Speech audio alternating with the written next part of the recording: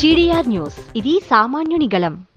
తిరుపతిలో బజరంగ్ దళ ఆధ్వర్యంలో ఏప్రిల్ 2న భారీ బైక్ ర్యాలీ నిర్వహించనున్నారు. వీర హనుమాన్ విజయయాత్రగా నిర్వహించే ఈ కార్యక్రమం ఈసారి 5వ దఫాగా ఘనంగా జరగనుంది. విశ్వ హిందూ పరిషత్ బజరంగ్ దళ్ తిరుపతి జిల్లా ఆధ్వర్యంలో గత 4 ఏళ్లుగా విజయవంతంగా నిర్వహిస్తున్న వీర హనుమాన్ విజయయాత్ర ఈసారి మరింత వైభవంగా నిర్వహించనున్నారు. ఈ బైక్ ర్యాలీ ఎంఆర్ పల్లి కొత్త రోడ్ నుండి ప్రారంభమై బాలాజీ కాలనీ, 4 కాళ్ల మండపం, సెంట్రల్ పార్క్, వివి మహల్ రోడ్ సర్కిల్ మార్గంగా కపిల్ తీర్థం వరకు సాగనుంది.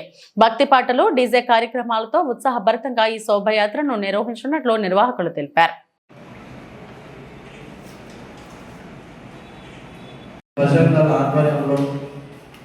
వీర హనుమాన్ శోభాయాత్ర గత 4 సంవత్సరాలుగా మేము నిర్వహించడం జరుగుతుంది. ఇది 5వ సంవత్సరం.